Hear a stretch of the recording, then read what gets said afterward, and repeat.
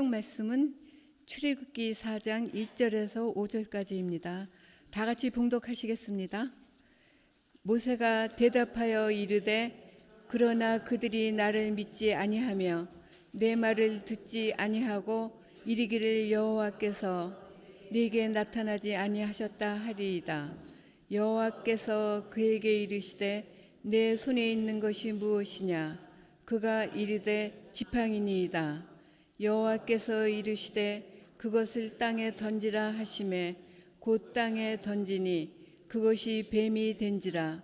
모세가 뱀 앞에서 피하매 여호와께서 모세에게 이르시되 내 손을 내밀어 그 꼬리를 잡으라. 그가 손을 내밀어 그것을 잡으니 그의 손에서 지팡이가 된지라. 이는 그들에게 그들의 조상의 하나님 곧 아브라함의 하나님, 이삭의 하나님, 야곱의 하나님 여호와가 네게 나타난 줄을 믿게 하려 함이라 하시고. 아멘.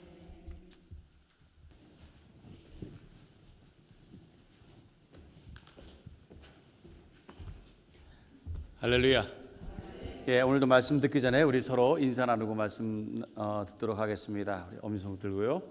오직 예수, 줄여서 오예 인사하시죠. 오예. 오예. 예, 오직 예수님밖에 없습니다. 나를 구원하실 분은 오직 예수 그리스도 한 분밖에 없는 줄로 믿습니다. 할렐루야. 예, 올해 표합니다. 시작. 여호와의 사랑을 입은 자는 그 곁에 안전히 살리로다. 신명기 33장 12절 말씀. 할렐루야. 제가 언젠가 아침에 화장실에 이렇게 앉아서 앉아 있다 보니까 제 손을 이렇게 보게 됐습니다. 손을 이렇게 보게 됐는데 너무 아름다운 거예요. 손이. 뭐 피부가 좋고 뭐 손이 뭐 그런 게 아니라 움직임이, 손의 움직임이 너무 아름다운 거예요. 요즘 뭐 과학 기술이 발달해서 로봇들을 만들고 뭐 첨단 기술로 해서 해도요 그렇게 할 수가 없는 거예요. 뭐 이렇게 움직이기도 하고 로봇들이요 이렇게 움직이기도 하고 뭐 여러 가지 것들을 합니다 요즘 많이. 근데도요 이렇게는 안 돼요. 제가 이걸 만지면서 야, 참 대단하다. 이게 대단하구나. 하나님께서 만드신 것이 이렇게 정교하고 이렇게 위대하다고 하는 것, 제가 그것을 깨달으면서 참 감사하다. 제가 화장실에 앉아서 그것을 깨달았습니다.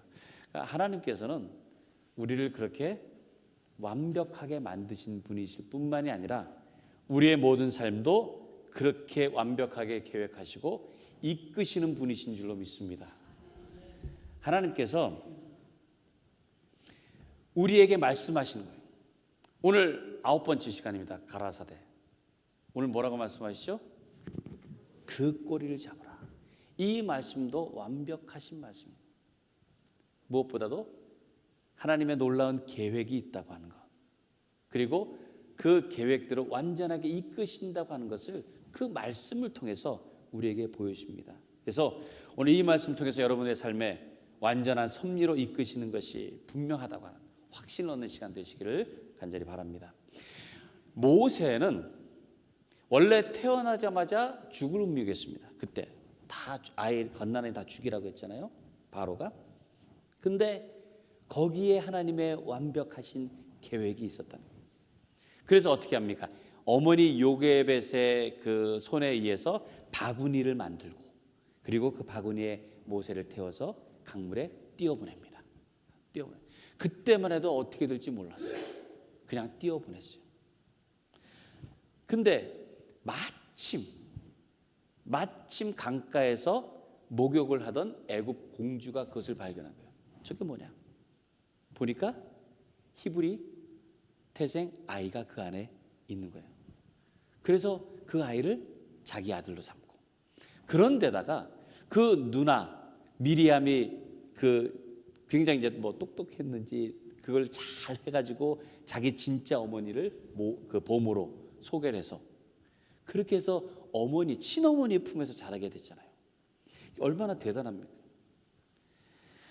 모세를 이스라엘을 구원할 구세주로, 지도자로 지도자로 세우고 그를 통해서 이스라엘 자손들을 애굽 땅에서 약속의 땅 가나안 땅으로 이끌기 위해서 세우신 모든 계획 가운데 하나였다는 거예요. 그 놀라운 계획. 자, 모세가 자라면서요, 나름대로의 그런 존재감을 그가 갖고 있었습니다. 왜냐하면 시종드는 사람도 있었을 거 아니에요. 애굽의 공주 아들이니까 시종드는 사람들. 그리고 얼마나 좋은 환경입니까? 예? 좋은 교육을 받고 귀한 대접받으면서 그 자리가 굉장히 만족스러울지 몰라요. 예. 엄청난 그런 자리 아니었습니까? 근데 그가 히브리 태생입니다. 그는 애굽 태생이 아니고. 근데 어떻게 또 친어머니의 품에서 하나님에 대한 말씀들을 들으며 신앙적인 교육도 함께 받을 수 있게 되었다는 거예요.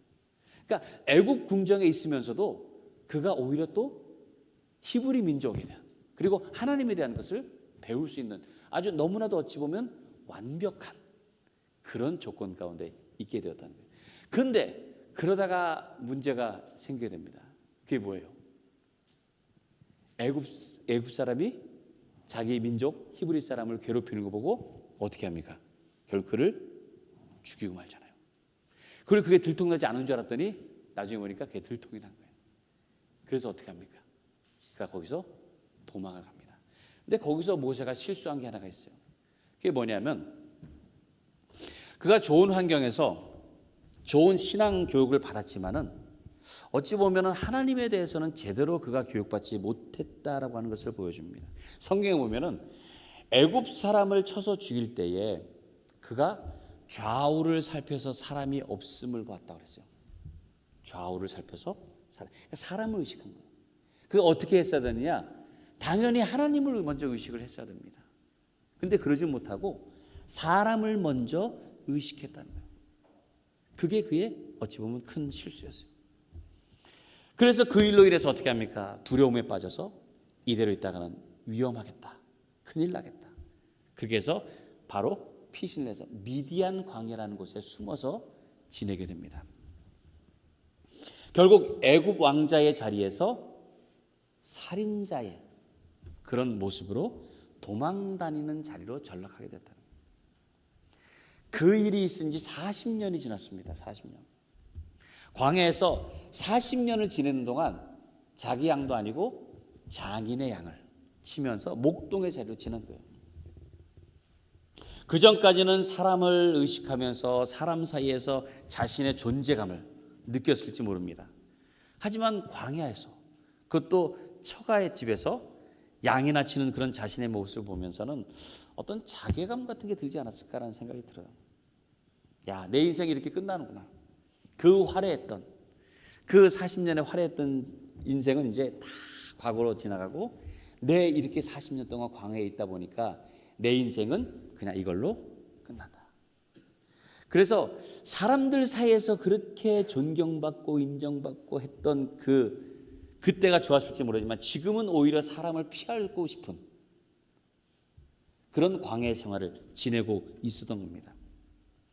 그러니까 어찌 보면 이 40년이란 그 두 번째 40년이라는 세월은 하나님을 의식하지 못한 결과라고 할 수 있어요. 평생 사람만 의식하며 쓸모없는 삶을 살 수 있었습니다. 아마도 80세가 되어가지고는 이제는 삶에 대해서 야, 내 인생은 여기까지밖에 안 되겠구나라고 비판하고 또 비관하고 실망했을지 몰라요. 그때 하나님께서 모세를 부르신 거예요. 가시떨기 나무 아래서 사이에서 불꽃으로 나타나신 다음에 모세야, 모세야 부르세요. 그리고는 뭐라고 말씀하세요? 애굽으로 가서 내 백성 이스라엘을 데리고 나오라 명령하십니다. 모세가 사실 그 순간 굉장히 혼란스러웠을 거예요. 왜? 40년 전에 사람을 죽이고 두려워서 피한 곳입니다. 거길 다시 가라고 하니 그게 말이 됩니까? 지금 숨어서 살고 있는데. 그리고 그냥 가는 게 아니고 가서 그 바로 앞에서 내 백성 이스라엘을 내가 데리고 나가겠다라고 말을 하라는 거예요. 그게 모세 입장에서 그게 쉽겠습니까? 오늘 본문에서 모세가 그래서 이렇게 얘기합니다. 자, 1절 말씀 볼까요? 모세가 대답하여 이르되 그러나 그들이 나를 믿지 아니하며 내 말을 듣지 아니하고 이르기를 여호와께서 내게 나타나지 아니하셨다 하리다. 모세가 하나님의 지시에 어찌 보면 이제 사양을 합니다. 모세 스스로 이제는 자기가 옛날에 그 모습이 아니라는 걸 알아요. 젊은 시절에 잘나고 당당했던 그런 모습들, 사람들에게 존귀함을 받고 대접받던 그런 모습, 이젠 더 이상 그게 아니잖아요. 그런데다가 40년 전에 살인했던 일로 인해서 자기가 가서 만약에 잡히면은 자기도 죽을 수밖에 없는 그런 상황이에요. 그런데 거기에 어떻게 해서 갔다고 해도 이스라엘 백성들이 오래전에 도망쳤던 자기가 얘기할 때 그 얘기를 들어주겠냔 말이에요. 우리 갑시다 그랬을 때 기다렸습니다. 누가 가겠느냐. 아무도 그러지 않을 거란. 모세의 입장에서 보면 모세가 이해가 됩니다. 결코 할 만한 일도 아니고 또 하고 싶지도 않은 일이에요. 아마 모세의 마음은 그럴 거예요. 하나님, 저 말고 다른 사람 있잖아요. 저는 그냥 지나갈 테니까 다음에 오는 목동 데리고 얘기해 보세요. 그러고 싶은 마음이 있을 거예요. 모세 입장에서. 그때 하나님께서 이렇게 말씀하시는 거예요. 2절 보겠습니다. 2절. 여호와께서 그에게 이르시되 내 손에 있는 것이 무엇이냐? 그가 이르되 지팡이로소이다. 내 손에 있는 것이 무엇이냐라고 물어요. 손에 뭐가 있죠? 지팡이. 목동이니까 그 지팡이를 가지고 뭐 양들을 보호하기도 하고 일으켜 세우기도 하고 또 사나운 맹수들이 오면 공격하기 위해서 또는 자기의 몸을 의지하기 위해서 가지고 다녔던 평범한 지팡이입니다. 그런데 하나님께서 그 지팡이를 가지고 모세에게 뭔가를 보여주시려고 하시는 거예요. 내 계획이 이거다라고 보여주시려고 하신다. 어찌 보면 지팡이라고 하는 게 별 기대할 것도 없고 변화도 없습니다. 평생 그냥 가지고 있었던 거잖아요. 근데 하나님께서 계획을 보이셨다는 거예요. 자, 3절, 4절 말씀 봅니다. 우리 같이 한번 읽어볼까요? 시작. 여호와께서 이르시되 그것을 땅에 던지라 하시매 곧 땅에 던지니 그것이 뱀이 된지라.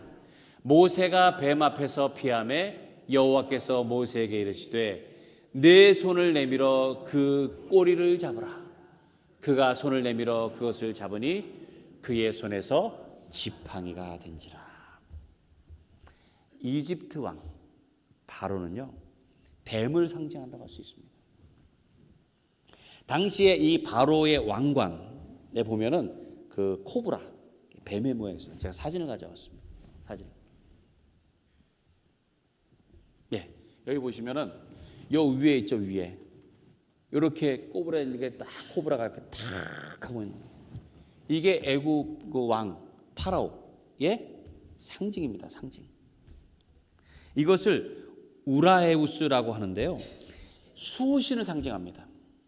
그래서 왕권, 통치권, 그리고 신권, 이것을 상징하는 게 저 코브라, 저 뱀의 모양이에요. 그런데다가 우리가 바로를 잘 알지 않습니까? 얼마나 교활하고 얼마나 간교합니까? 이스라엘 백성들을 노예로 어떻게 하면 잘 이용할 수 있을까? 어떻게 하면? 그러면서 주는 것도 재료 주는 것도 줄여가지고 그래도 똑같은 할당량 하라고 막 그러잖아요.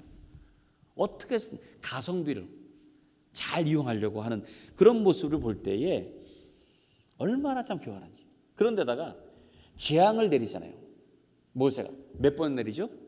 10번. 10번 동안에 또 한 번 회유하고 또 그냥 주는 척하고 그러다가 결국은 마지막까지 가는 거예요. 그만큼 이 바로는 뱀처럼 교활한 사람이다.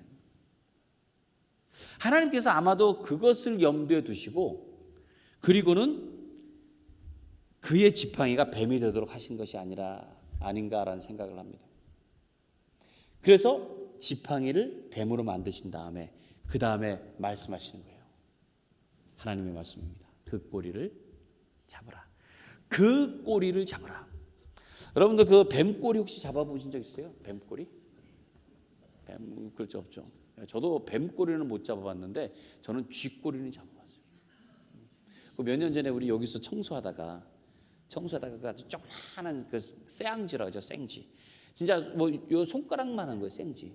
근데 뭐 그게 나오니까 이제 다들 막 기겁을 하고 누가 나서겠습니까? 예, 제가 슈퍼맨 나서가지고 그걸 이제 처리한다고. 생쥐를 너무 우습게 본 것 같아요.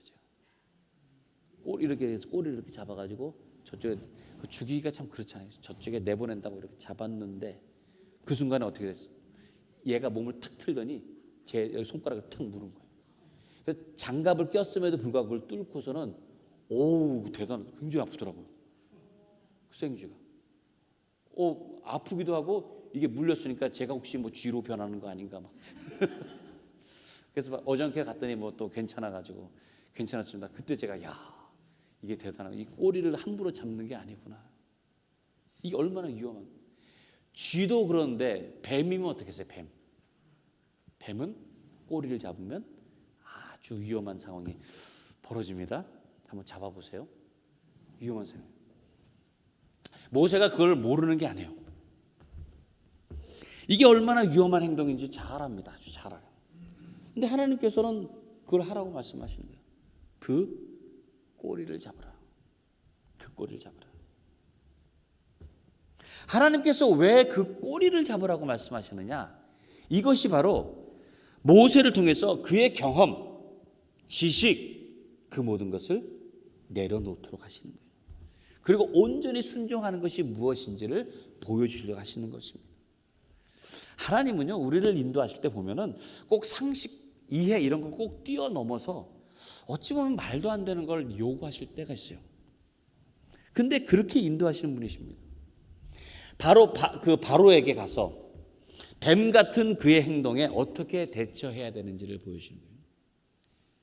정면 대결을 하지 않도록. 어찌 보면은 그 바로의 꼬리를 잡게 하시는 것 같은 그런 일을 하나님께서 시키시는 거예요.